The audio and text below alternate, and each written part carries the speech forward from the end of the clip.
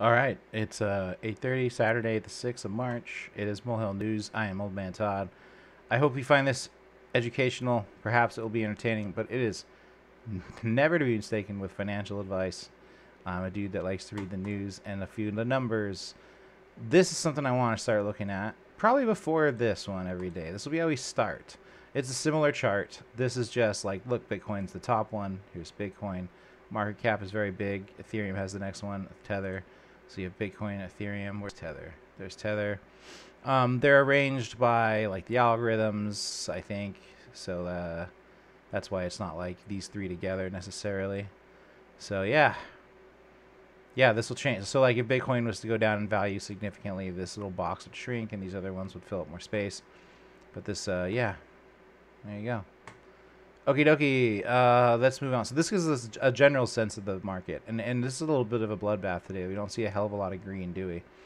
So we can just get a general sense, and then click here and see the top 10 list, which I don't think has moved. We got Bitcoin at 47,000, Ethereum at 1.5K, Tether in third place, Cardano $1.11, Binance Coin 223 in fifth place, Polkadot in sixth place 32.92, XRP in seventh place at just about 46 cents, Uniswap 28 bucks on the nose in eighth place, Litecoin 180 bucks in ninth place, and Chainlink 27.24 rounding out the top 10.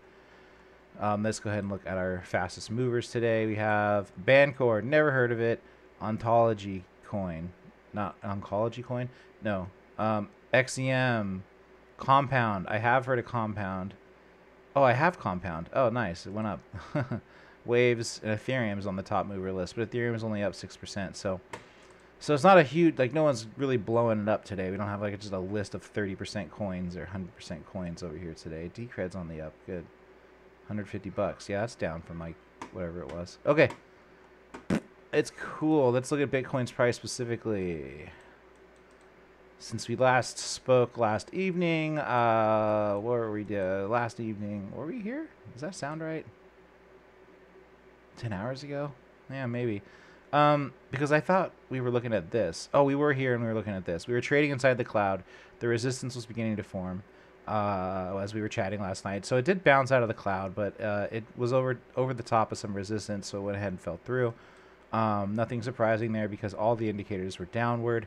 So I'm actually surprised it even bounced at all. It's a testament to how much new people are flying into the market and trying to get their hands on their first Bitcoin every hour of every day, when all the downward indicators still produce some upward momentum before it kind of corrects down again.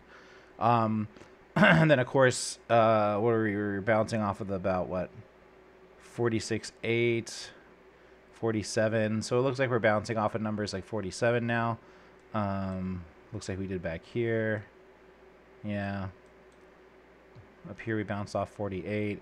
So yeah, so like, $1,000 increments seem to be getting people's attention right now as we sort of move sideways under 50.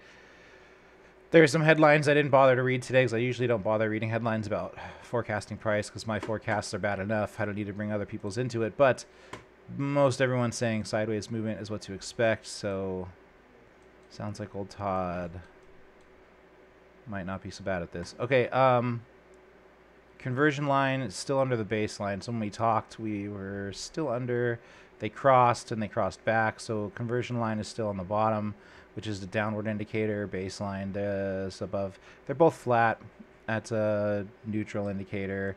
But we are pushing up against resistance, and it looks like bouncing down from that. And then lagging indicator is somewhat pointing up, but it's like at the tip of it, but it's generally a downward trend in the last hour or so.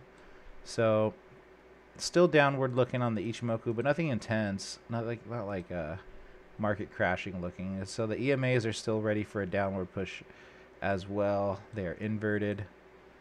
They are cleanly inverted, as to where last night they were a little bit chaotic. But but last night I was saying it looks like it's setting itself up to be like it is right now, which is just inverted.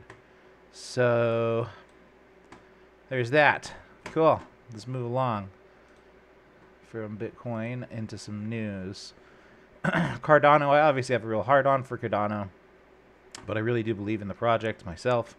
It's my money's where my mouth is. It's one of my bigger investments I've made.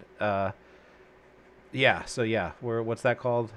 Disclosure or whatever. So I obviously like want it to do well, but yeah, like I got into it because I actually did a lot of reading, and I think this dude knows what he's talking about. He helped found Ethereum before moving on to do his own thing. Um, they have.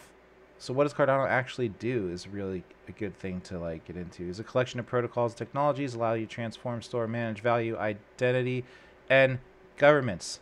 So let's break it down a little bit. It allows you to transform, store, and manage. Those are actions upon either value or identity or governance. So you can transfer, store, and manage your value. You can transfer, store, and manage your identity. Transfer, store, and manage your governance. Okay, I don't know how much about transferring you're going to do for governance, but I understand maybe like you're going to manage your votes, personal identifying information, and value would just be like another way of saying probably currency. And let's see. Purpose is to repair the traditional systems of the developed world. And I think, yeah, the stuff I'm most interested in is where they're going to places where there is non-existent financial systems. So like Africa is one of their core markets. What's his name? Hodskins, am I saying it right? Is going to speak at a conference about like African economies soon. So I got my eye on that talk. Yeah, that's what I think Cardano's future is about, and that's why I think it's a lot more interesting than just like what's the price today. I mean, I do read that, but that's only half the battle. I don't know, man. Making the world a way cooler place is way more interesting. No crypto ban in India. Good. I followed this story like a dog, dude. I wouldn't let it go. I was really upset because so many people care what I have to say. But in general, it's just sucks to say like one of the biggest countries in the world, we're going to cut you off from one of the more important new technologies in the world. It'd be like if they banned the internet 20 years ago or 30 years ago. It'd just be a huge mistake. So very calibrated, which probably means very Byzantine and cumbersome laws, but at least it's not an outright ban. So that is good news. That is good news. I don't know how much of it they're acting like, oh, it was never supposed to be a ban.